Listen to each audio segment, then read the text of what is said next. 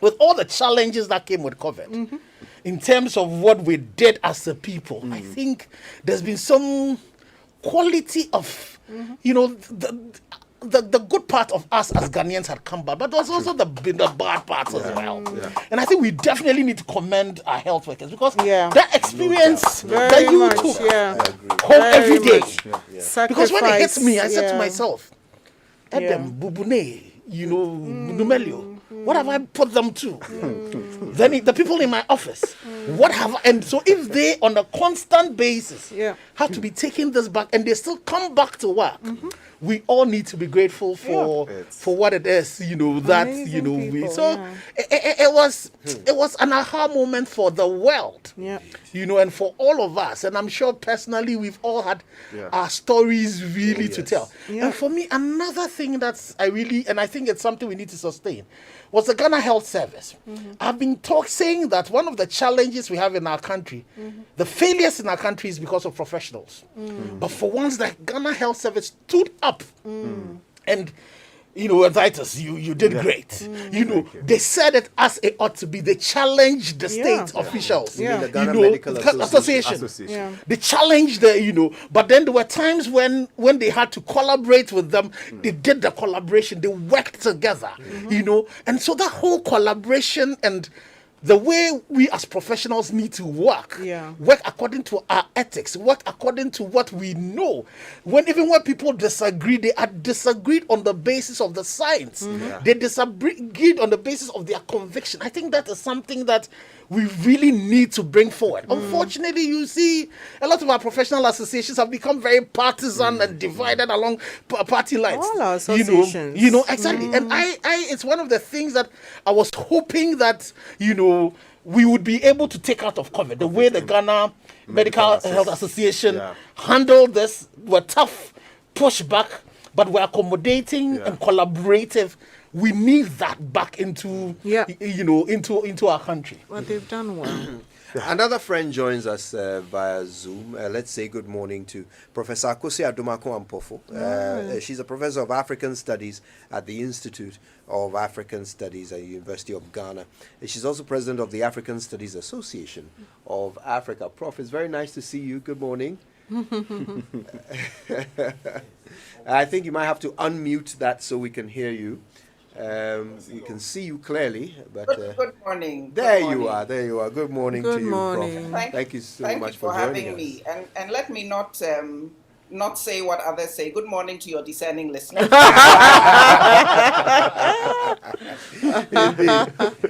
Now, Prof, we're talking about the biggest stories of the year, and I'll ask you for yours in a moment. But at the moment, we're discussing COVID, which seems to be on everybody's list. And the interesting thing, I mentioned earlier about how for the longest time, I kind of hoped it would never become an African or Ghanaian problem. But it did, obviously. But in a different way, in a very different way. We seem to have had a bit of a reprieve. But to this day, we don't know why. Do you think as a nation, as a continent, we spent enough time playing our part, as citizens of the globe in figuring out this disease? Or did we simply, go by whatever WHO said and, by stint of good luck, have survived thus far? Okay, I'm going to be doing a lot of speculating here because I'm not a public health scientist. I'm not an epidemiologist. But from my conversations with my colleagues at Noguchi, at WASIB, and let me not even begin to list them because there are so many colleagues who've been working hard on this issue. Definitely, we're living in a different context. The climate, the social context, we're not dealing with the same kinds of racial issues. We're not dealing with the same kinds of social issues necessarily. And so variables, for want of a better word, in our ecosystem that will impact the way that, the disease unfolds here. So it's not only about the science of it or the genetics of it. That is a part. And this is a brand new disease. Everybody is still trying to figure out. I know that one of the things that we absolutely need to do is to pump more money into research so that our colleagues can do the kinds of studies that will allow us to answer the questions that you have asked. I tuned in late, so I didn't hear what the other guests said, but if you give me 2 minutes just to say a couple of things in terms of my own personal experience and how I think Ghana started well, and then we kind of dropped the ball. Early in March, I had to travel to the US for a meeting. In fact, COVID was just about coming onto the table. WHO was asking, is it an epidemic? Is it a pandemic? Should we wear masks? Should we not wear masks? And all of that. I entered at JFK. I had hoped to travel through Europe because I don't like JFK airport. It's crowded. It's not my preferred airport.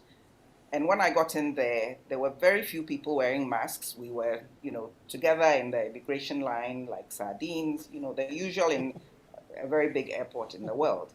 I then went on to a small airport in the US. It was the same thing. I traveled back through Europe because I didn't, time was more on my side. And then I got to Kotoka. They made us fill the form. We had to say which flight we were on, which seat you had sat in, a whole bunch of questions that were put on the form. They checked our temperatures. And I thought, wow, Ghana is doing really, really well. And then, we had the protocols, lockdown in Accra, and it seemed that we were taking into account at least the little information that we had from the WHO. And I wanted, I felt proud to be a Ghanaian. And then we slid. We really, really slid downhill to the point where now the question a lot of people ask is that there's no COVID in Ghana, apparently. and what I want to say, please, is that it's about the state and about politicians setting the example, but it's also about us being our brother's keepers. And I go out and people will simply not wear masks. I go to social functions, people are not wearing masks. Over the weekend, there was it the weekend over the last few days, there was one of our popular clubs in Accra. Two famous musicians came to blows. The owners of the club said, oh no, the club was not open. We just had a lounge. And you wait. Tomorrow we'll hear how many people are COVID positive from having sat in that environment. And then I ask people, wear your masks. And I feel bad because it's like, Charlie, this woman is COVID evangelist, COVID police. Is she the only person who's heard of COVID? And just the minimum of wearing the masks. The GJA had an award ceremony this year. The title was COVID and something and elections. I watched it on TV. Most of the people standing on the stage giving out the awards were not wearing their masks, although I saw many people, seated at the dinner tables who were wearing their masks. What was going on? So if, as a nation, we all are not taking it seriously, our scientists come out and tell us, that there's a high percentage of people who are COVID positive or have been, they are asymptomatic, they are passing it on. I think that we really need to throw some money at the research and find out whether some of the deaths that are going on might be COVID related, but because the person was negative, had probably recovered, was negative at the time they checked into the hospital. They are not showing up as COVID related deaths. And, as I said, I'm not the best person to talk about the public health or the epidemiological aspects of it. But from what my colleagues have said, there is so much more that we need to put in the public domain. We need the Ghana Health Services, I believe, to give us a holistic picture of the data. We need to know the positive cases. We need to know the recoveries. We also need to know COVID-related symptoms. What are we hearing about the new strains? What should we do? What should we not do?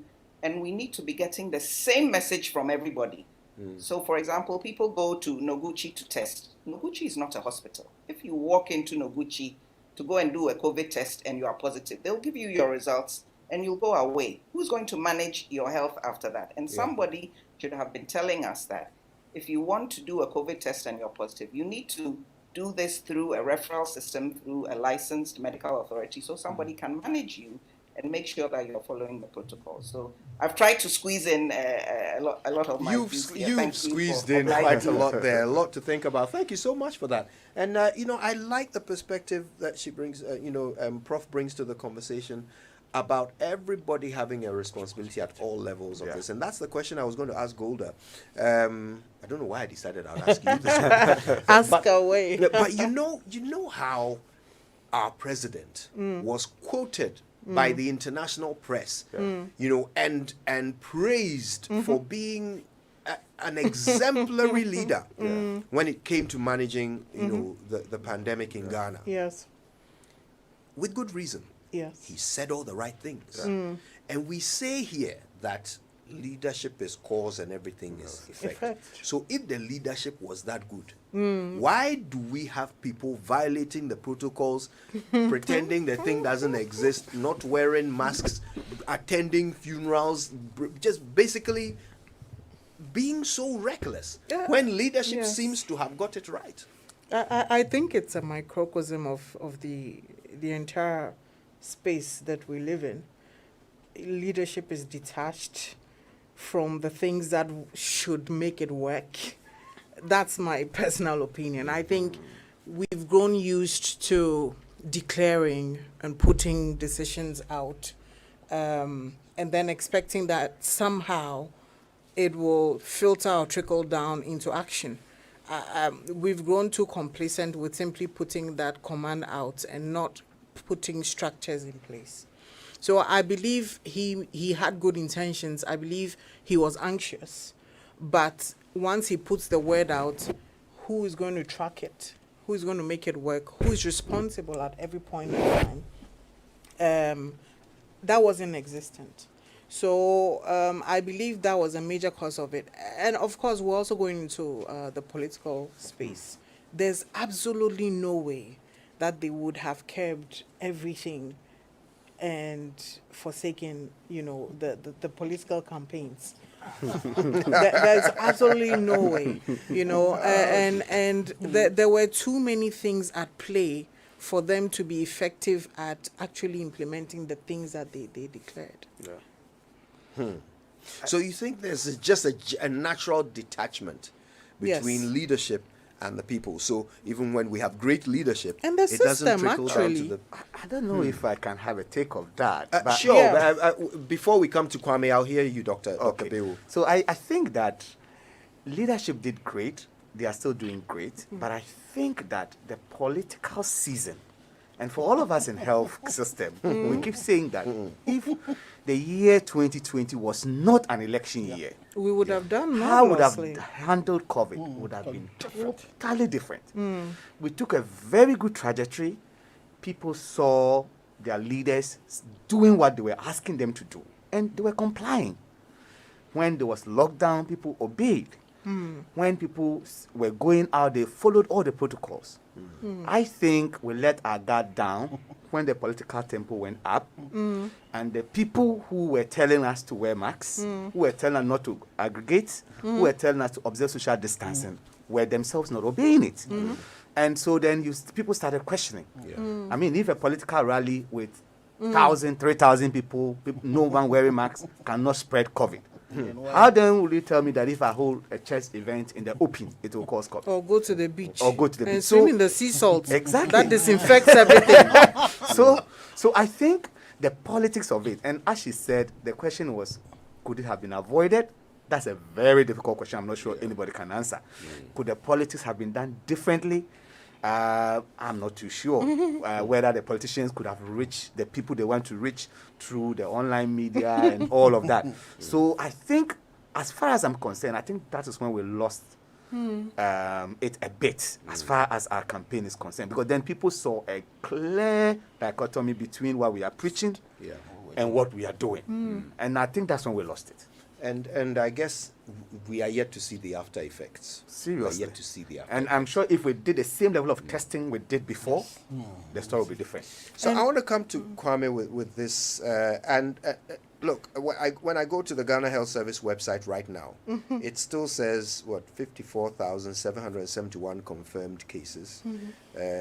90 of them are, 842 of them are active cases, and then some 53,594 have recovered and been discharged. Now, I have to say, I am one of these recovered, discharged people. I had COVID. In fact, I was sick for a couple of weeks. I tested negative just before the elections. But I still have symptoms. I still have after effects. I still get winded and tired after I walk just a few meters. You know, and this is the part of the conversation, Kwame, that seems to be missing. We don't know enough about the after effects of COVID-19. At what point must this become part of our conversations? If there are 54,000 of us on record, not forgetting, you know, what the reality probably is, bearing in mind the work that University of Ghana did recently, you know, discovering that about 1/5 of Accra, you know, has had it. So Kwame, I'm coming to you with this one. Look, are we talking about are we having the right conversations about COVID at this stage? I think you might have to unmute yourself for us, Kwame.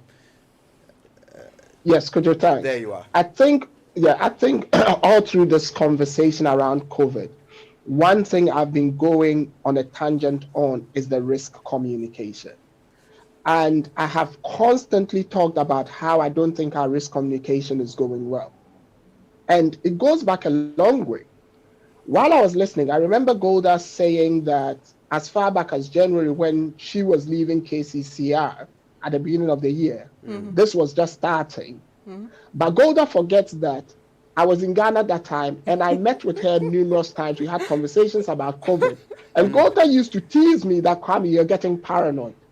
Because we are friends. And we need. I mean, there were times that it was social events in Kumasi, myself, my cousin, we would go and sit, have drinks, talk, and I was telling them, look, I'm not comfortable with what we are doing here.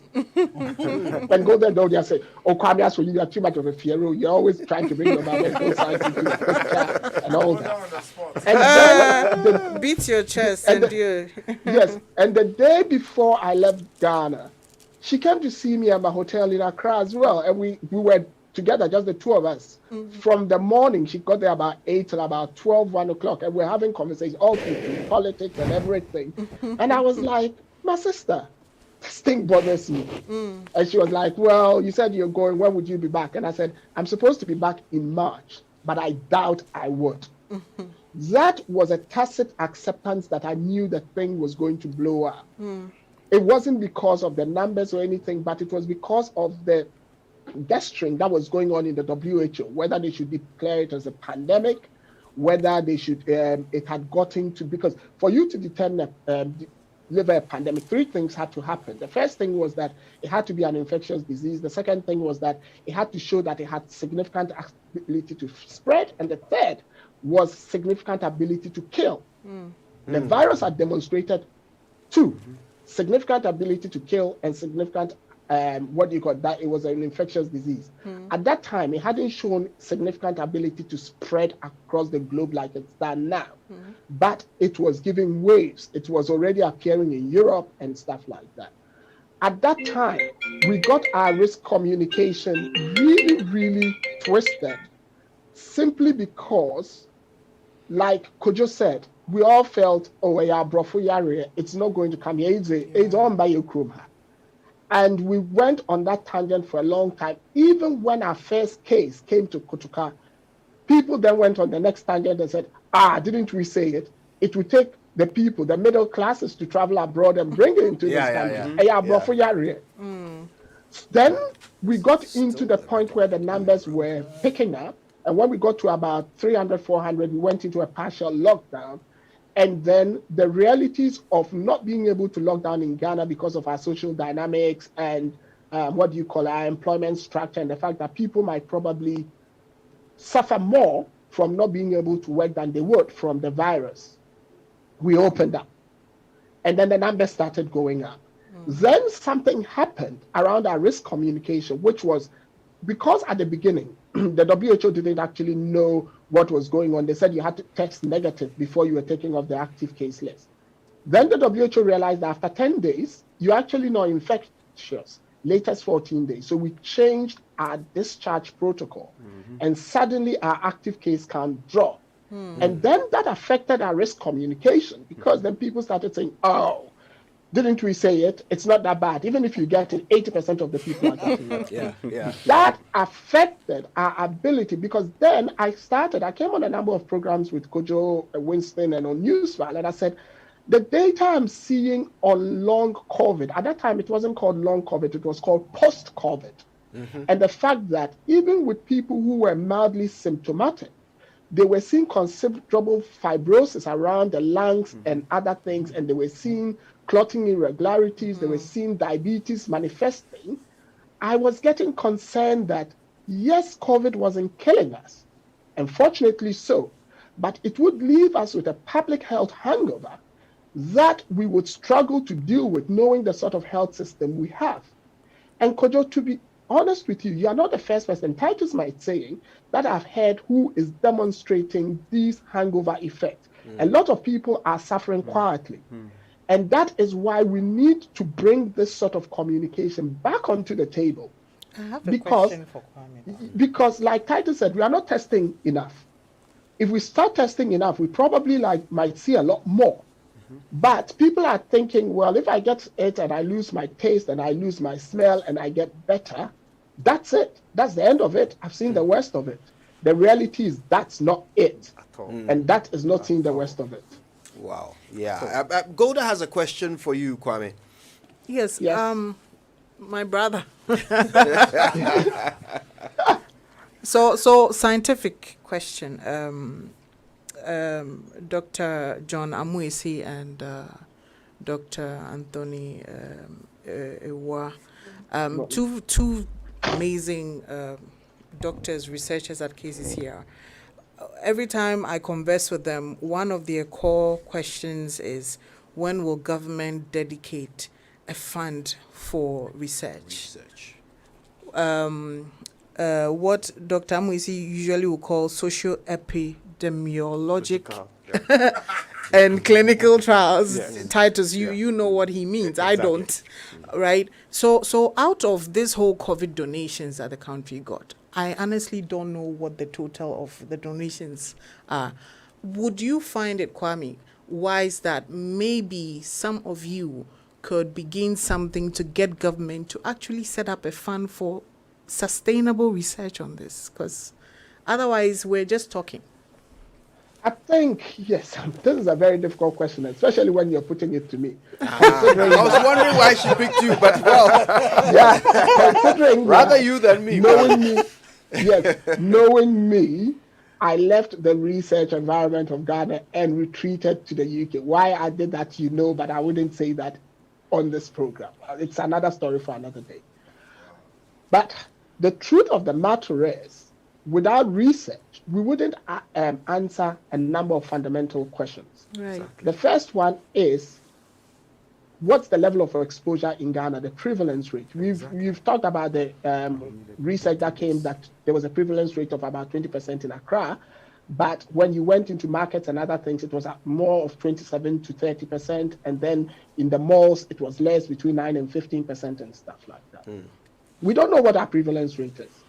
But that study alone puts our total numbers of cases into question.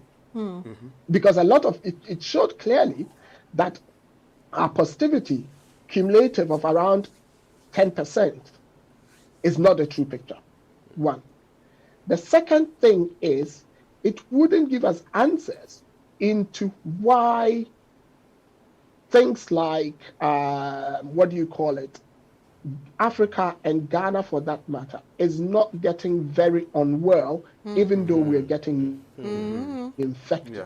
We would not have the answer. There's a lot of speculation going on. I have a few speculative views around our median age and other things. There are issues around, immunity training, because we are more likely to be exposed to other diseases than the general population. There's that as well. And there are issues around the fact that they think that generally our genetics might be more or less putting us in a better stead because our population is younger and our chronic disease burden is lower. And finally, one that my good friend Yabediak always says, that if you look at our demographic structure and our age structure, if you look at COVID, above the age of 65, about close to 9% of people die, like Yao says. In a country where the population above the age of 65 is only 3.1%, probably the people COVID should kill are dead already. All these things are speculation. But to get the real answers to back these things would need research. So the answer straight to your point is that, yes, Golda, we have to. But a bigger question that I would also ask is, coming out of COVID with our economy in dire straits, and it's not just Ghana, it's a global economy, with little fiscal space for anything, do you think the government has the money to put into research? Or we should have the conversation around the need to prioritize research and not see it as business as usual, because that is one thing COVID has taught us. Yeah, very valid point. And I was just going to add another thing that we can't find an answer to without research is whether or not we have different strains. You know, we sequence the genome at some point and then never again. So every other countries are talking about identifying new strains. God alone knows how many strains we might have floating about. Kojo, let me chip in at that point. That is one mistake even the world made as recently as 2 weeks ago. Because the strain that was discovered in the UK, in the southeast of UK and Kent, that caused the initial anxiety 2 weeks ago, only happened because if you speak to researchers, the UK contributes between 40 and 50% of all reports to the global genome register. Wow. And therefore, if something, 40 to 50%. Amazing. And therefore, if something happens, they pick it first. So what happened? When it was picked in the UK, suddenly Europe, France shut the border. Countries started banning. But because they report the genome sequence, suddenly countries started finding out that, it's in our country already. It's in our country already. And they realized there's no point banning them. You're better off testing them. So in a country like UK where sequencing and research is on a high pedestal, they see these things earlier. Suddenly we know that there's a similar strain in Nigeria, and there's a similar strain in South Africa. Unless and until we resource the likes of KCCR, Noguchi, and the West Africa Cell Center to do these things on our behalf, Kojo, we are not going anywhere because we are operating in the dark, unfortunately. I mean, we've got to take a break at this point, but there's so much to think about. It's a pity when we come back, we might have to go on to other topics where we'll maybe get some last thoughts. I just want to say something small on this post-COVID. Yes, let's hear Dr. Bill before the break. My biggest concern about post-COVID is that in a situation where we are not testing enough, we are not going to have a database of people who know their status. Now, I fear that if we have a second hit, not of COVID, but of post-COVID, the medical community will have difficulty even identifying the spectrums of post-COVID that we have. Unless you who have tested or somebody else who knows they are positive, someone may come with a lung disease that has never tested for COVID, and we do not know whether the person has had COVID before. How do we report it as a post-COVID syndrome? So I think fundamental is that we must start as a people to have a database. And that means we must improve the testing again and not be worried about our numbers going up, but just for us to know and for the people themselves to know. If I have ever been exposed to COVID, I should know. So that if I see something, could this be post-COVID? In the medical fashion, if I'm taking your history, have you ever had COVID? You're going to tell me no. So already I take you out of that spectrum. But something may actually come up that is part of it. So I think that database is important. If you're not even having national, but if people know that they have ever tested positive, they have ever been exposed, they have recovered from COVID, then when they show a clinical sign, we can, through research, in gathering those signs, epidemiologically, we can come up what kind of patterns of post-COVID spectrums we have in our country. So if we just get happy saying that our numbers are few, because very few people who are symptomatic go to test, we will actually have an epidemic of the post-COVID syndrome without knowing it. And our system may not be able to handle it because we will not know that this is what is at our hands. I get this. I get it. Do you know, we have to take this break, but I wonder, I don't know if our social media team can keep our conversation going on social media while we're on this break, because there's still so much more I feel we need to talk about on COVID before we move on to other things. However, our partners who help bring this show to you every morning have a few messages for you. Enjoy these. We're back after. Charlie, this brought your dear. We're going to make every moment special. Whether it's I see you, Kipo. There's more than enough drama series to bond over. There is something to keep you What are we doing today, man? endlessly entertained. You won't miss the action between. Nobody will be better. Ronaldo or Messi. We're not going to rescue you from Auntie's questions. So You said when you dey marry now. that will give you ideas. Choose DSTV this holiday season and make it your moment for only 45 Ghana cedis per month. DSTV, it's your moment. 2020 has been quite a year, hasn't it? Let's end it on a high. Roverman Productions, in partnership with National Theatre and Joy FM, presents the Roverman Festival of Plays with 5 spectacular Ebo-White plays at the National Theatre. 25th December, Unhappy Wives, Confused Husbands. 27th December, Sex Scandal. 1st January, Women on Fire. 2nd January, Terms of Divorce. 3rd January, Bananas and Groundnuts. Rates 80 Ghana cedis for individual shows, 300 Ghana cedis for all 5 shows. Tickets available now at Joy FM, Airport Shell, Patrona and Hydro Total, and all usual outlets. For deliveries, WhatsApp us on 050-554-6030 for inquiries. Sponsors: Toyota Ghana Limited, Total Family Health Organization, Cheesy Pizza, and Dolphin Finance. Roverman Productions. Be the difference. Daddy and mommy, please, where are we going for Christmas shopping this year? Hello, children. We are going for the Malcolm White Christmas sales. This is because Malcolm is giving up to 50% discount on thousands of items. Yay! Merry Christmas! Malcolm is at your doorstep with the White Christmas Sale promo. Malcolm is offering the opportunity to surprise your family, friends, and loved ones with lots of goodies this month of December. Walk into any Malcolm shop nationwide and get a whooping discount up to 50% on thousands of items. But remember, terms and conditions apply. Malcolm, where Santa shops. Misika enso katia roba. And also enso estate 9. Now so empare me. Se me twati, me twa ni zuo. Me twati ya me twa me sochi. I do cream so be dwa die. Amana easy cra. 3CD pa. 3CD so dia kwa me. It will be se me share I do cream committee ana me kokomu a. Jai. Yeah! I take down crown father. Book store. Hwehwe Ideal Creamy for fry the light blue asensen wa esochi. Ede na ne bo so da fem. FD ahwehwe sa etwaten krato yi mu agya to say. The season of celebration is upon us. Stay safe while linking up with family and friends by following the COVID-19 safety protocols. Remember to mask up, wash your hands, and observe social distancing. Let's celebrate responsibly this festive season.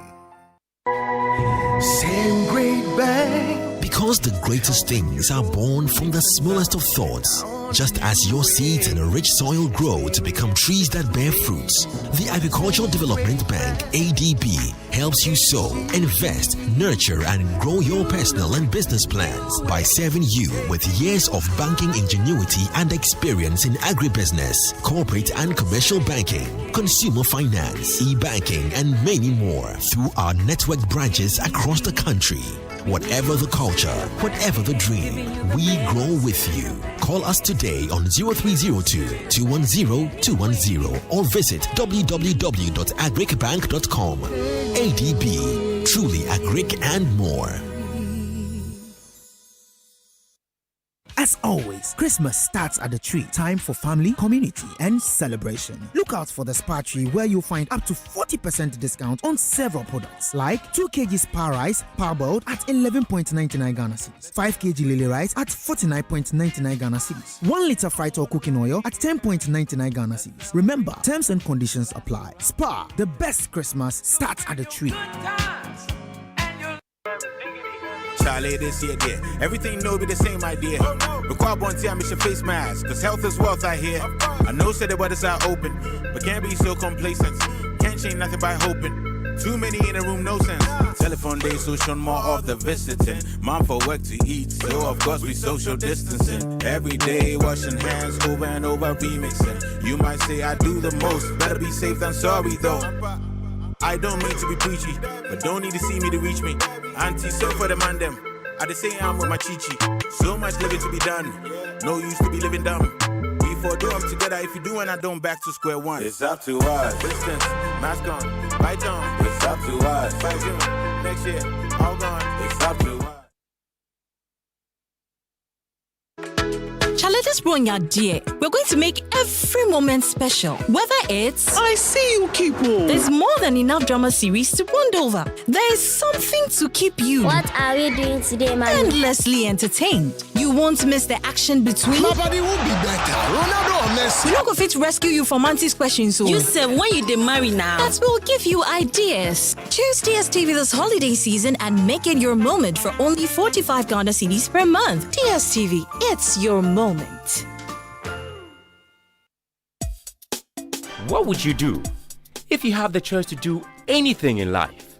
Build your dream house, take very good care of your family, and plan for a comfortable retirement. Plan a befitting funeral for your loved ones when they depart. How would you live if you knew there was a friend waiting to support you on all of your life's choices? You have such a friend in Glyco Life Insurance. Glyco Life has all the plans to meet your life's needs. Your child's education, your life savings, your mortgage, funerals, redundancy, and your retirement, and takes the burden off your shoulders. So go ahead and live life to the fullest today with Glyco Life Insurance plans. And remember that all our policies are hedged against inflation. Talk to Glyco Life on 0302 218 500 or 246 142. Also visit our website at www.glycolife.com or any of our branches nationwide for more information. Glycolife, we cushion you for life.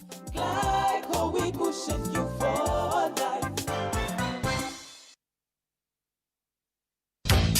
Mr. Bossman, with all these computers, servers, and electronic equipment, I know they see one cable for the floor crack. Charlie, you be right too. We dey use raised access floors from Interface, so all the cables they hide under the raised access floor. So this be the solution to the plenty cables where they my computer room for office. Accountant, call Interface now. If you're involved in new property development, renovation, or decoration, the right place for you is Interface Limited. Call us on 0274 999999 or visit our website at www.interfacelimited.net. Facebook, Interface Limited GH. Instagram, interface.limited.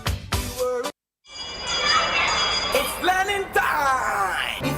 To all moms and dads out there, the Ghana Learning Radio Reading Program is expanding and adding Ghanaian languages to the English lessons so your child can boost their learning. Your favorite primary school teachers in Asante Tree, Ekwapin Tree, Dagari, Dabani, Dangwe, Eve, Fanti, Gan, Gonja, Kasim, and Nzema will take you and your child from KG2 to B4 through 2 sessions of exciting, interactive, and easy to follow Ghanaian language radio lessons that contain stories, games, riddles, and humorous characters. Tune in to all GBC regional and affiliated radio stations near you to enjoy this new way of learning via radio while staying safe during this COVID period. Ghana Learning Radio. Learn to read, read to learn. This message is brought to you by the MOE, GES, GBC, and supported by USAID. Repeat on Tuesdays, Thursdays, Saturdays between 4 to 5 p.m.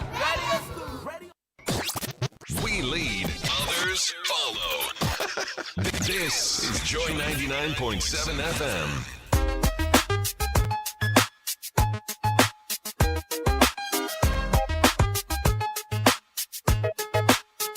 You're welcome Welcome back. It's the Super Morning Show on Joy 99.7 FM, and my goodness, we're having a conversation that, of course, is really bringing out some concerns when it comes to this COVID-19 pandemic. We've done well in some aspects of managing it. In others, we've really not done anything near what we have to. And there are lots of questions we have no answers to. But we're getting a few answers from our panel today. Kwame Sapon-Asiedu has joined us from England. We're so grateful to him. Professor Akosi Adomako Ampofo, academician, wife, parent, and mother, joins us from home this morning. In the studio with us, Golda Ado, Dr. Titus Beo, and Ken Ashigwe. We're going to get back to them in a moment and hear more about their other stories that impacted heavily in 2020. But before that, thanks for all of your messages. Please don't forget to use the hashtag JoySMS. Today, before we go, I'm going to read a bunch of your tweets, but please use the hashtag JoySMS so I know you're talking to us and I can share your thoughts with the world. Social media messages on the Super Morning Show are brought to you by EcoBank, the Pan-African Bank. Now, here's some great news for sales. With EcoBank Pay GHQR, there are no payment restrictions as we all collaborate towards a common goal, right? So as a customer, as you're staying home and maintaining social distance and staying safe, you don't have to worry about making payments. EcoBank Pay GHQR will allow you to make contactless payment from wherever you are, in store or online, from any bank account, any bank card, or any mobile money wallet, using your phone safely and conveniently. Make the move today and reach more customers with the new EcoBank Pay GHQR. If you want to know more, call EcoBank on 0302-213-999 or use the 24/7 toll-free number, which is 3225. EcoBank cares. Remember to put in place whatever measures you have to ensure the safety of your staff and customers. Hashtag is Stay Safe for Business. EcoBank, the Pan-African Bank.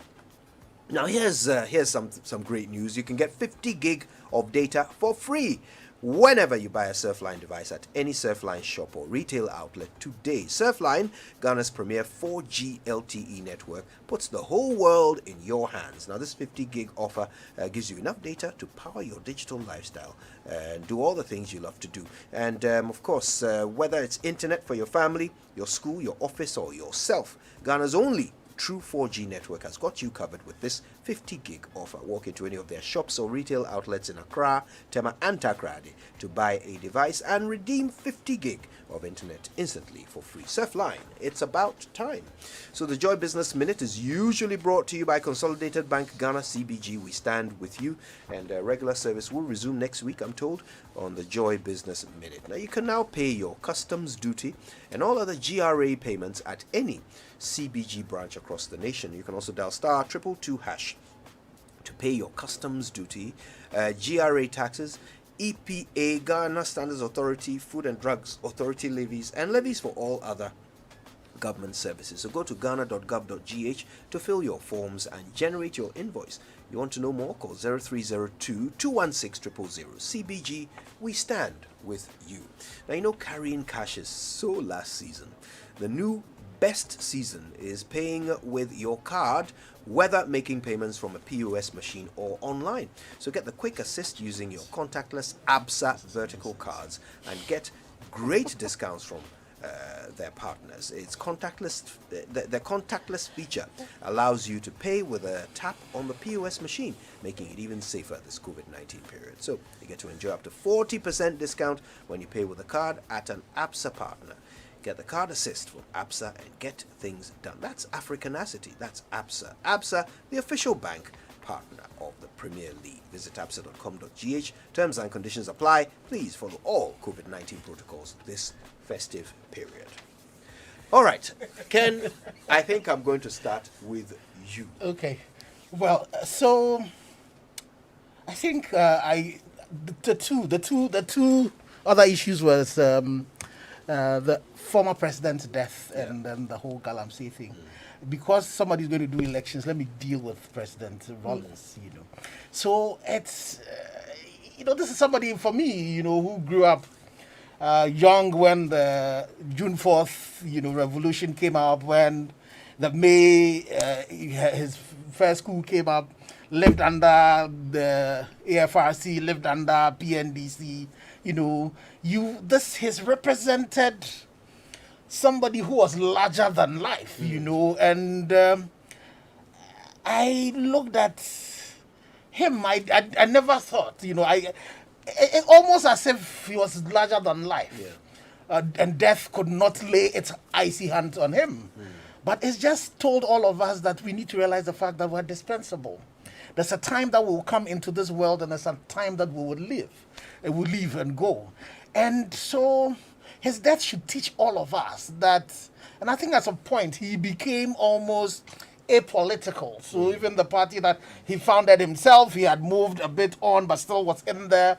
He had reached out to the other, the MPP, and so I think those are lessons that we should be learning from him.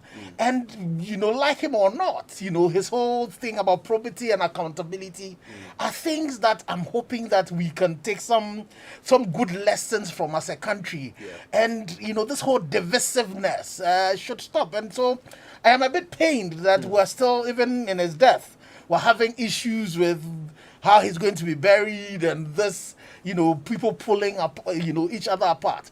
I think we need to find ways in which we can come together, and see what lessons we can take out of his death and be able to do things with it. But it just also tells me as a person that when you're dead, you're dead. So if there's anything you need to do it now. Can you imagine that Flight Lieutenant Jerry John Rawlings, people will be haggling over how he's going to be buried? Who born dog? If he was alive, who born dog? He would have put that where it ought to be put. So I think it's all important for all of us to go back and look at us. If there's anything that you need to do it before you die. It's really, really so important that we all take that. And we realize the fact that we are all here to play our part. At some point, you would go, and I also think that for the media as well, we need to be a bit circumspect in the way we announce death of people. I think it's becoming unbecoming. We forget that when these things happen, these have families as well. There's a child who is grieving.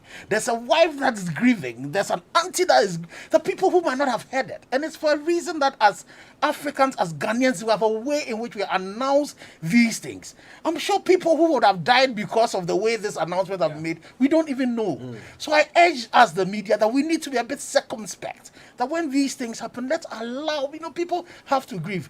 It's only when it happens to us that we then know that, this is painful. So I hope that there are really good lessons that we need to learn. But my prayer is that let's bury Papa J in peace. Let's find ways in which we can come together, family, the traditional, area that he comes from, the extended family, the various parties, and as a nation. Because at the end of the day, he is an ex-president. He was an ex-commander-in-chief. He belongs to more than even Ghana. So let's find ways in which we can all come together and give him a peaceful rest. Indeed. I'm one of those people who believes that even if he had run for an election again, he'd have won. Yes. Oh yes, he would have beaten all the political the candidates. He would have. I also tell you that sometimes it's nothing to do with your message, or tradition, charisma, and just people being able to see you as a leader is enough. Yes. Golda. Yes. I would like to just quickly touch on the Electoral Commission issues, mostly because I'm a firm believer in the benefits of evidence, evidence-based things, data-fed things, structured things. And we live in a space where our leaders have come to believe that they most benefit from things that are not transparent, because that's how most of them will get away with doing what they prefer. I always like to say that if you're a leader who prefers to benefit, even if it's just for your personal gain, you can actually benefit more when the entire country is doing better. I mean, think about it. If you really want to siphon monies, we can make a lot more money if we structure ourselves much better. People will even ask you for less money because everybody is happy. So I keep coming back to the point that we don't seem to be making enough sense by stifling our development and our growth.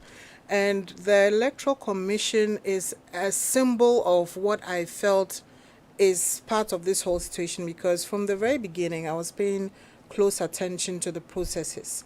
And I was very sad to see how people pick their position on the ballot paper. They are not called all together at once to pick from the ballot basket. They are called one after the other, right? That in itself is not a neutral thing. The alignment of people on the ballot, parties come first, independents come after. There's nothing democratic about that. I felt that from the very beginning we have already placed people we want to win and separated those we think don't merit being on there. And going further into how results were handled. I mean, the EU Observer report mentioned something I would never forget, that almost $200 million was spent on the biometric machine, and it did only one thing. It ensured that you cannot impersonate another person. It did not provide security. It did nothing else. So results, collation, everything else was through the human factor. And why spend 200 million if it can't give you validated results? So for me, I think that we've gone into turbulent waters. This is not over. It's just lying fallow until the next election, and we need to be extremely careful about how this plays out into other areas of our governance. There's a lot to think about there. A lot to think about. Yeah. Thanks for that, Golda. Doc. All right. Contract for Hey, sale. now when I say Doc. Doc one.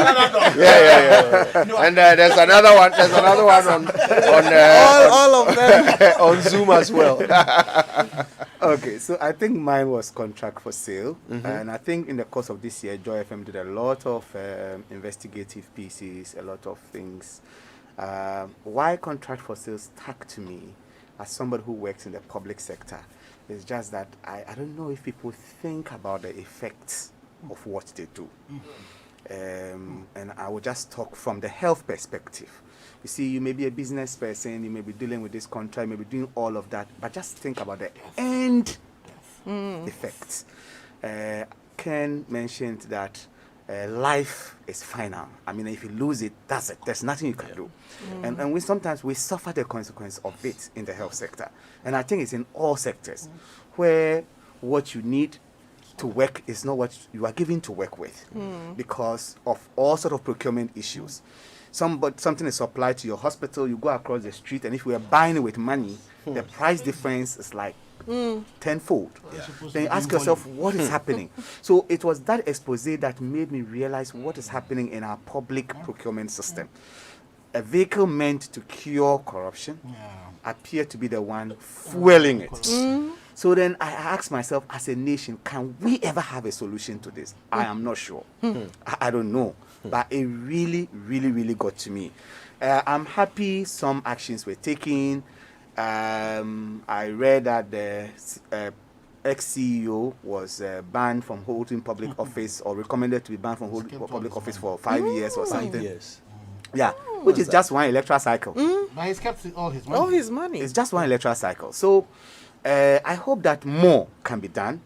And I only think we are not different from any other society. The only difference is that elsewhere the laws work.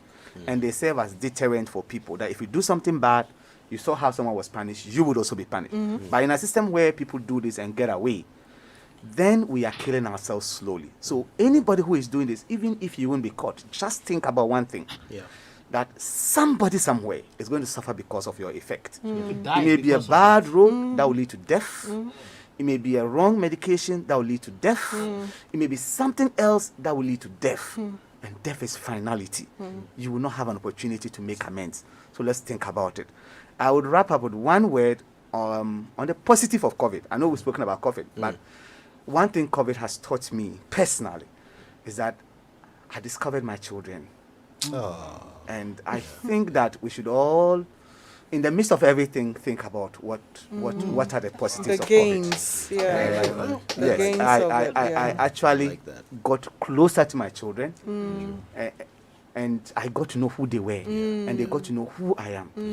And it is only in this COVID year, my children got me an award. I mean, when your Father's Day promo, they nominated me without my knowledge, and I was elected. On Christmas Day, they brought me, will I say, a plaque or something, a plaque that bears best dad ever.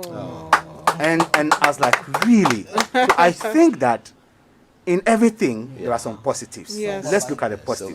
The positives, bigger positives Ken talked about are our collective spirit as a people. How can we carry it forward and make sure that we stand stronger in case any other epidemic or pandemic come our way or any other disaster? Let's not lose that bit. And I'm sure there is more we can do. Thank you. I read a post on social media when the president was saying that there will be Kojo Nkrumah announced that there's a cabinet meeting coming up where they'll make some decisions about kids returning to school. Somebody wrote underneath, please, don't let our children go back to school. Who will I send around the house? Prof. Adobako Ampofo, your big story for the year. Thank you, Kojo. Let me just say, you see, when you have two known professors on the show, they always have to slip things in. So I beg. Two comments on COVID, and then I'll come to my big story. I think that we really need to give a shout out to local, I don't want to use the word entrepreneurs because it's often misused, abused, but people who've produced stuff, the innovations that have gone on as a result of COVID. In the agricultural sector, food production, cosmetics, clothes, bags, shoes, whatever. It's just been amazing. And it's been even more so because there has been little support or insufficient support from the state. And this is something that I would really have, going forward, because COVID is with us still, want to see a lot more of. One other thing I want to say about COVID is our messaging. I heard, or I read something from the tourism sector saying that over this Christmas break and beyond the year of return, they were welcoming folks and they advertised some beaches and so forth. And soon after that, the president told us that beaches and clubs remained closed. Of course, we knew most of them were open. So, at the same time that somebody is saying, folks, come and jolly with us, the president is reminding us that, guys, calm down. And it's very confusing. And I don't understand why, for example, so many countries have prevented people from the UK from entering, and our borders still appear to be open to the UK. Okay, so my big story is really about security and violence and associated attempts at peacekeeping that seem to generate even more violence. I start from the George Floyd murder and all the associated police violence in the US, and then I look at the SARS-related violence in Nigeria. And one of the things that struck me is how little we were talking about it here. And my children and many of the young people that I associate with were very frustrated. Like, why aren't Ghanaians talking about what's going on in SARS? It wasn't really in Nigeria associated with the violence of the police and the military. And it wasn't until the murders, I will call it, by the police at Lekki Bridge, the Lekki toll gate, that really it began to be an emerging issue here in Ghana, which leads me to police and security services associated violence in our own country. Earlier in the year, somebody was killed in Ashaiman, soon after lockdown, and then there were stories about he was carrying narcotics. The family said no, he was mentally ill. I mean, this man was shot by an army officer. And associated with that is the media seem not to follow through the stories. Maybe the outcome has been shared. I have not heard it. During the George Floyd murders, some of us tried to hold a vigil, to support and mourn with people who had been killed related to police violence around the world. And the police came and said that the vigil should be disbanded. Now, the Public Order Act asks you to serve notice to the police, and then you can go ahead if you've done, you've given the requisite notice, and you've done it to the right person, and you've done it in writing. And the only reason that the police can stop you, according to the Public Order Act, is if they have reason to suspect that it's going to cause, mayhem. These are my words, not in the Public Order Act. It was not clear why the police arrived to disband a peaceful vigil associated with Black Lives Matter. And we have seen more of this with post-election violence. 9 people have been killed. Security services are too trigger happy. And I really cannot understand why they are using live bullets. Can the police and the security services, do they not have the skills to do crowd control without using violence? Are we really descending more and more into a society where anything that seems out of order, we are going to reach for a gun to quell it? I think that the police should be able to, one, anticipate situations that are a major security concern in the country. They should be able to work with people. If you're going to say you cannot hold a vigil today, you need to indicate to people why you think that that is a security concern. You need to enable them to hold it tomorrow or the day after. You need to make them feel protected by the police. I feel that we're getting into a situation where we begin to fear the police, and that should not be, some people will use words like black on black violence in our own country and so forth. We don't want to get there. And I think that this is really an area of major concern. And of course, I need to put on the table the Public Universities Bill.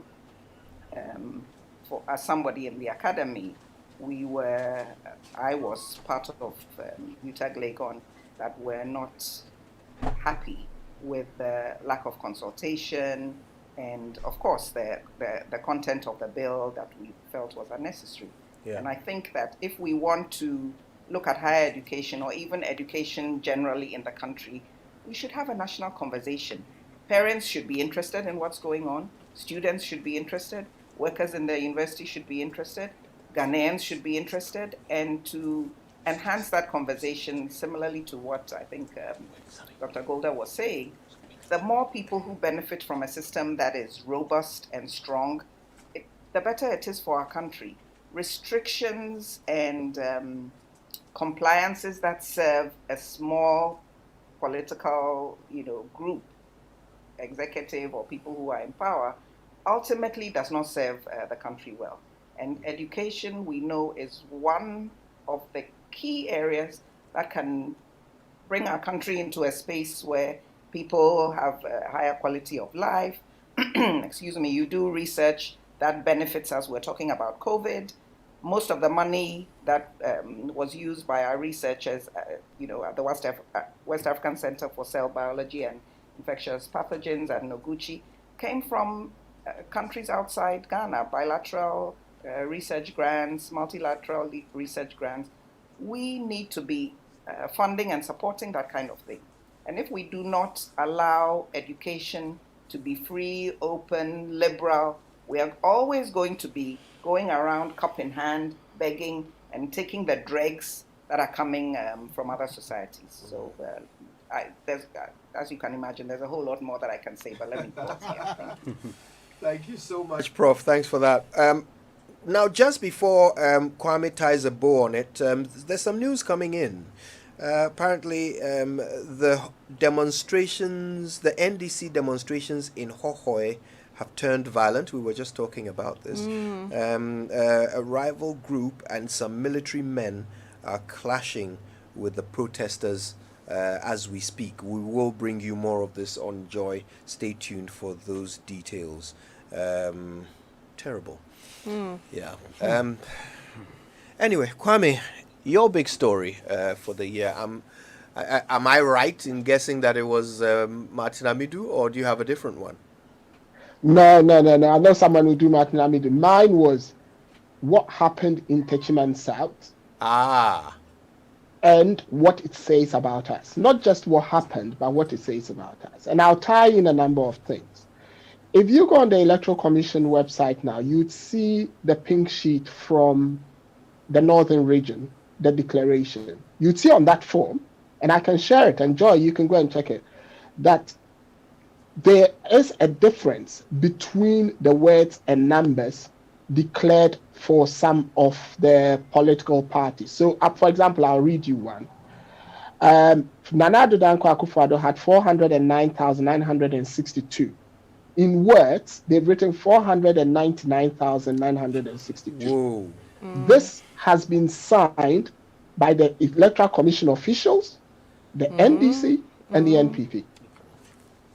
That is why I am bringing it. So, at what I call attention to detail. Nobody's even disputing The that. people have signed the document without checking. and it has not been checked by anybody. It goes to what Prof was just saying about not having a liberal education that trains you in a way to be pedantic when it comes to documents you're signing.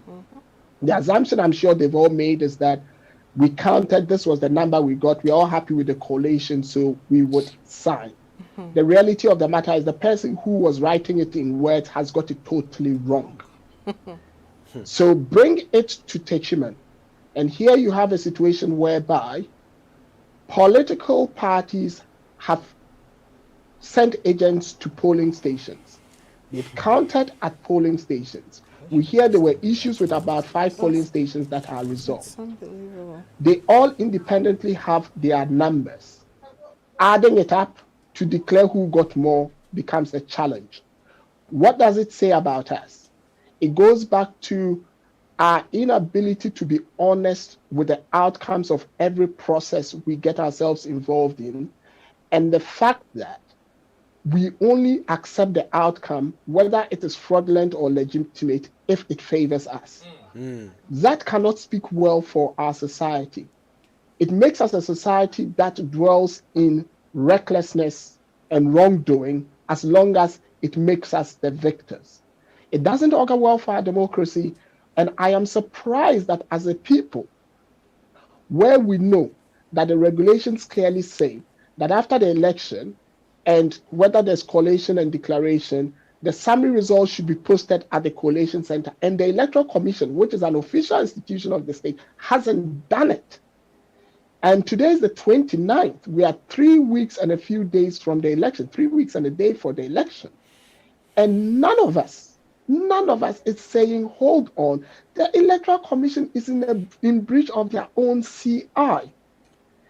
And we sit here and we perambulate around these issues and think that we are a developing democracy. No, we are not. We are becoming reckless.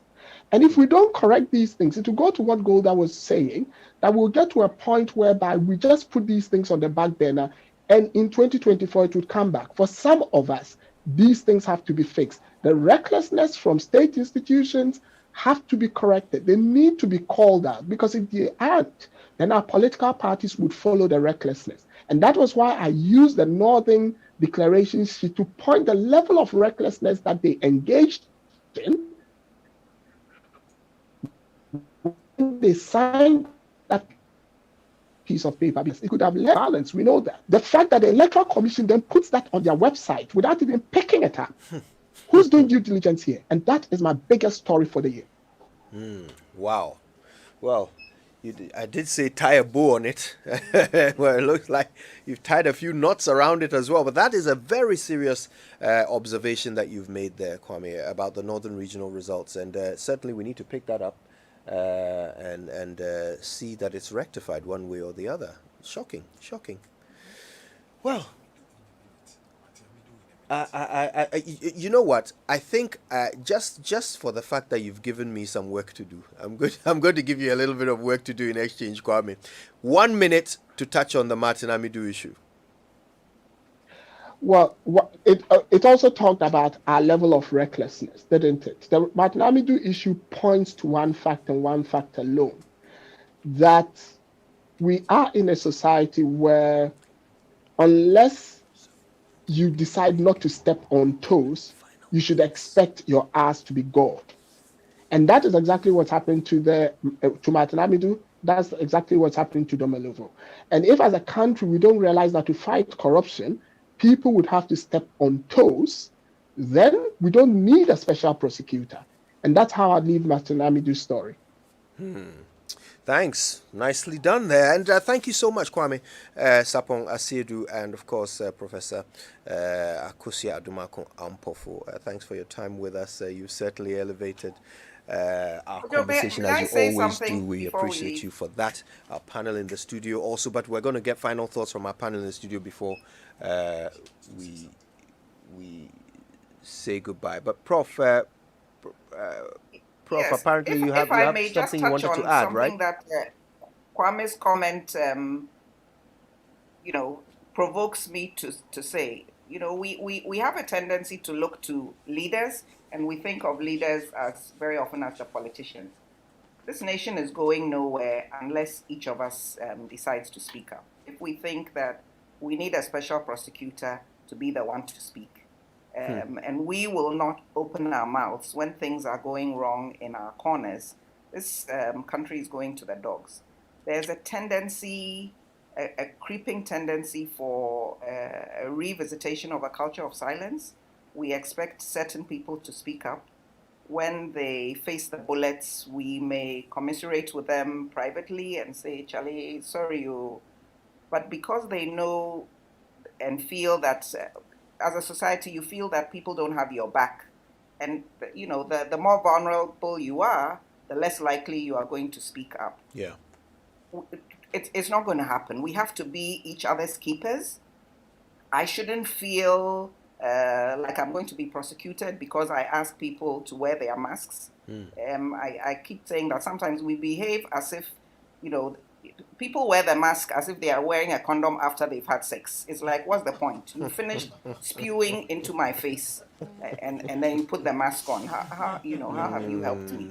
And we should all be speaking out about issues of corruption, whether it's Martin Amidu, whether it's how we feel COVID is being taken care of, whether it's the public universities bill, whether it's security issues, whether it's, whatever it is, each of us has something to say. Say it in our homes, discuss it with our children, in school. If a child wants to talk about it, don't say, well, you are NDC, you are MPP, and shut us up.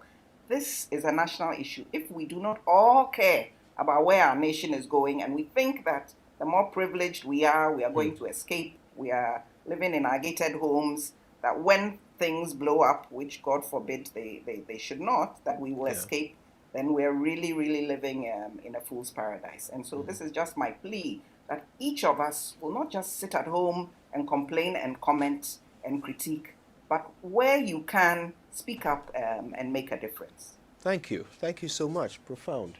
Right, we'll take a break. When we come back, final thoughts from our panel in the studio. Enso Katia Roba. And also Enso Estate 9. Now so empire me. Timothy tea. Me chani zio. Me twati ya me chani sochi. I do cream so be idea. Amana easy cry. 3 cedi pe. 3 cedi so dia kwa me. It will be say me share I do cream gumi tea. Ana me kokomua. Jai. Yeah. I take down crown father. Book store. Treasure ideal creamy for fry. The light blue was insane one air sochi. Ede. Nani boso da fem. FD ashisa ekati nkrato yimu aja tumu say. Bronya woha, bronya wo fie, bronya woha, bronya wo bebiara. Afisha po nianum. This Christmas go make sweet rough. If it's a Go TV, your bronya papa fie. Bronya papa fie pa. Make you enjoy quality family time, watching all the best shows this festive season. Get the best in La Liga, Serie A, and EPL on Super Sport and other leagues on ESPN. Where the bronya dead deal. Dead one kasa. Zero and Rock GH brings us lots of drama and suspense. Cartoon Network, Nickelodeon, and Disney Junior brings all the best in kiddie entertainment. This be the time to get your Go TV decoder. Go tenor with 1 month plus subscription. All the best in one place. It be 109 Ghana cedis per. Use my Go TV app no connect to a Go TV so. And now pay by the agent to be in your area for any GM Rosso. T&C supply. Go TV. Love it. The season of celebration is upon us. Stay safe while linking up with family and friends by following the COVID-19 safety protocols. Remember to mask up, wash your hands, and observe social distancing. Let's celebrate responsibly this festive season. Hello, my name is Eric Fancini, Managing Director of Total Petroleum Ghana PLC. During this festive season, I want all drivers to adhere to this crucial road safety tip. Put the phone away when driving. The physical, visual and cognitive distractions lead to unsafe driving and increase the odds of a crash. The use of Bluetooth and hands-free devices do not lessen the level of distractions in any way. If you need to use a phone, stop and park at a safe place. According to research, talking on the phone while driving quadruples the risk of an accident, and texting makes a crash 23 times more likely. Remember, your family needs you alive, Ghana needs you alive, and Total Petroleum Ghana PLC needs you alive. On behalf of the entire management and staff of Total Petroleum Ghana PLC, we wish you safe holidays and a prosperous new year. Afisha pa! Misika enso katia roba. And also enso estate 9. Now so pardon me. Temetwa tea, nimetwa ni zuo. Mi twati ya mi twa sochi. I do cream so be dwa ide. Amana easy cra. 3CD pa. 3CD so dia kwa me. It will be se mi share I do cream gumi tea ana mi kokomu a. Jai. Yeah! I take down crown father. Book store. Hwehwe Ideal Creamy for fry the light blue asensen wa sochi. Ede na ne bo so da fem. FD ahwehwe sa etwatien krato yi mu agya tum sey. Happy birthday to you. Happy birthday to you. To say thank you to our cherished readers, vendors, and all stakeholders as we celebrate our 70th anniversary, Graphic Communications is giving away 4 brand new Kia Pega saloon cars and a whopping 1 million Ghana cedis in prizes in the Graphic at 70 loyalty promo. Just buy a copy of any of our publications daily, cut out the promo coupon, and drop your coupons in drop bins at selected locations near you. Or send a screenshot of your daily subscriptions of Graphic News Plus to graphic@lalafio.com. You also earn points when you drop off old copies of any of our newspapers at designated drop-off points. Win more points by buying more copies, dropping more coupons, returning old copies of our publications, and be part of our trivia games to stand a chance of winning a brand new Kia Pegas and lots of cash prizes. Dial *706# to join and start accumulating points today in the Graphic at 70 loyalty promo with lalafio.com and supported by Rana Motors. Bronya wo fie, bronya wo ha, bronya wo babyara. Afisha po nianum. This Christmas go make sweet rough. If it's a Go TV, your bronya papa fie. Bronya papa fie pa. Make you enjoy quality family time, watching all the best shows this festive season. Get the best in La Liga, Serie A, and EPL on Super Sport and other leagues on ESPN. Where the bronya dead deal. Dead one kasa. Zero and Rock GH brings us lots of drama and suspense. Cartoon Network, Nickelodeon, and Disney Junior brings all the best in kiddie entertainment. This be the time to get your Go TV decoder. Go tenner with 1 month plus subscription. All the best in one place. It be 109 Ghana cedis per. Use my Go TV app no connect to Go TV so. And now pay by the agent to be in your area for any GM Rosso. T&C supply. Go TV. Love it. Accidents do happen. It could be a motor accident, a sudden heart attack, or even a stroke, or any other health emergency. The first steps you take are very critical.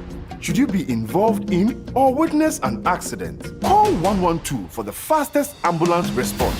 With over 300 well-equipped ambulances all over Ghana, you are assured of the fastest response to your emergency calls. Call 112 during critical health emergencies and save your life and that of your family and loved ones. 112, help will come. 112, we are safe. Avoid prank calls as they can lead to loss of life of persons in actual need of help. Be a responsible citizen.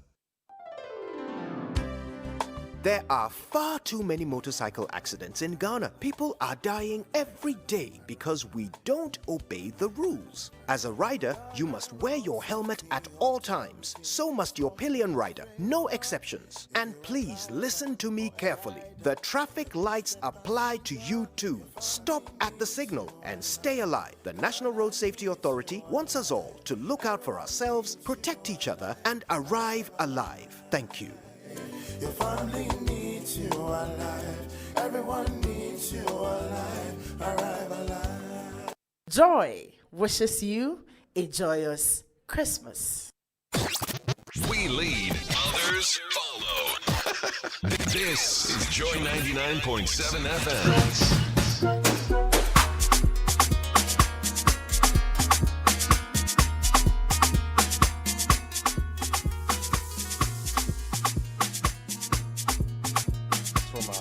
Panelists in the studio, but you have been tweeting Hyde. Hey, Hyde. You've been tweeting hard. But the reason why I said Hyde is because the first tweet I'm about to read is from Kwesi_Hyde. And he says, there's been a lot of education in relation to COVID-19 and the need to adhere to so many safety protocols. But the same people fail to do the same.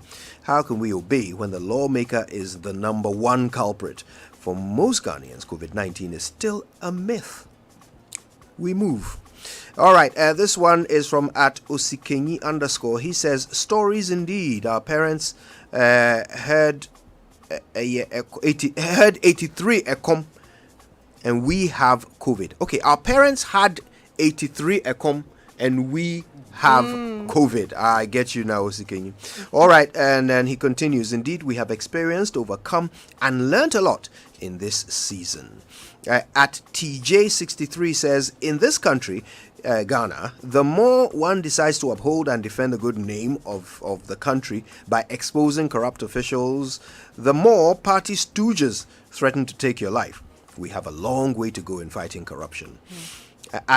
Ibn Udum 1 says, my biggest news story was when corruption was endorsed by the president with the proceed on leave order to the best auditor general ever, Mr. Daniel Yao Domelevo. All right, let's go through some of these very important messages from our partners, and then we'll hear our final thoughts from our panelists. And of course, Roverman Productions wants you to remember that there are 3 more chances for you to see plays in this Christmas season in the Festival of Plays. So you can get Women on Fire on the 1st of January, Terms of Divorce on the 2nd, and Bananas and Groundnuts on the 3rd, 4 p.m. and 8 p.m. each night for 80 Ghana cedis each. You can get tickets from Joy FM, Shell Shops at Airport, East Legon, Achimota, and Tema Community 11, Bachana and Hachu Totals, Motorway Supermarket, Frankie's at Usu, and Say Cheers at the Accra Mall. Call 050-554-6010 if you want to know more. And of course, Toyota Ghana Limited, Dafen Finance, Total Family Health Organization, and Cheesy Pizza bring us the Festival of Plays. Media partners are Joy FM, Adum FM, Hits FM, Joy News TV, Joy Prime, Adum TV, MyJoyOnline.com, AdumOnline.com, Gold Street Business, Daily Guide, and Logistics Movers. Roverman Productions, be the difference. Kingdom Books and Stationery reminds you that the best temperature guns are available from them with precise non-contact measurements, backlight LCD display, and you can set an alarm value. Call 050-140-1050 to buy in bulk, or just go to any of their shops across the country, or the head office, which is at Usu Akweje Junction. Thanks for all your text messages. They were brought to you, as always, by Glyco Critical Illness Plan, GSIP. It is in your best interest to survive, and Glyco continues to remind you that you can pay your claims by going to their offices or go to the website glycolife.com, okay, to make your claims, and of course you can call or you can send Momo to 059-144-1473 to pay your premiums.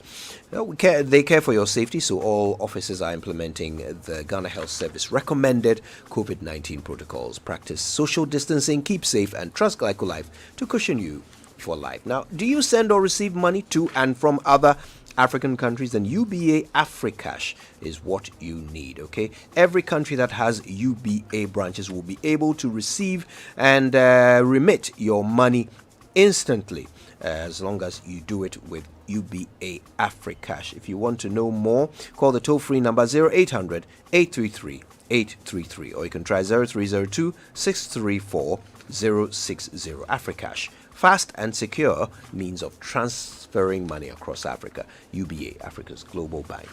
Now, everyone is unique on MTN, and that's why they're rewarding you this Christmas and New Year with mouth-watering daily data offers. Just buy a data bundle and use data and get rewarded for being such an awesome data customer. Dial *141# to redeem your special reward of 500 megabytes and other unique offers, just because we're good together. Terms and conditions apply. We're there for you everywhere you go. And don't forget to avoid touching your face, because you can get the virus on your hands from touching surfaces like doorknobs, laptops, and cell phones. Also, avoid touching your mouth, nose, and eyes, or biting your fingernails to prevent the virus from getting into your body. Don't shake hands or hug people for now. Don't share personal items. Cover your mouth and nose when you cough and sneeze. All right, then. So we're going to take final thoughts, and I think we have about 30 seconds each, just to wrap up 2020, each of you. Dr. Bill. So I think my final words would just be that COVID is still real. And we want to salute our healthcare workers, my colleagues who have put their life on the line. And on that note, I want to salute our colleagues who are falling in the line of this battle.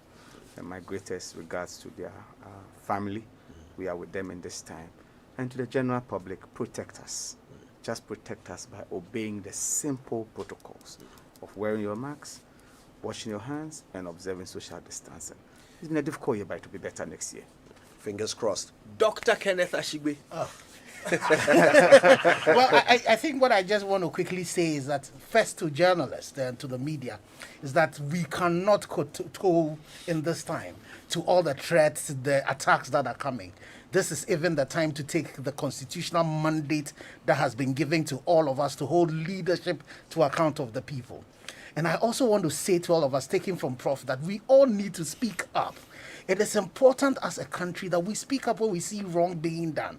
And we all also need to be leaders in whatever space that we find ourselves in. Leadership is not somebody else. Leadership starts from all of us. So we all have a part to play.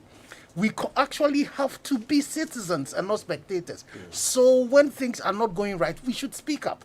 And I think this election has told us this NDC and MPPinization of our country has to stop. Ghana comes first before all of them. Let's all take Ghana at heart and make sure that we can strive hard.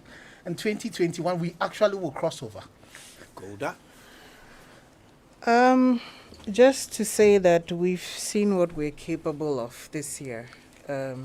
Things we never thought we could overcome, or things we never thought we could do. And I would hope that going to 2021, we use that to inspire ourselves to continue looking at things from different perspectives for results. Dr. Titus Bill, Golda Ado, Ken Ashigbe, thank you all so much for making the time, spending the whole morning with us. We appreciate it ever so much. My name is Kojo Yanks, and it's always a pleasure. We're back tomorrow with more. Right now, though, it's time for the 10 o'clock bulletin, and Gifty Ando Apia has all the headlines from around the world.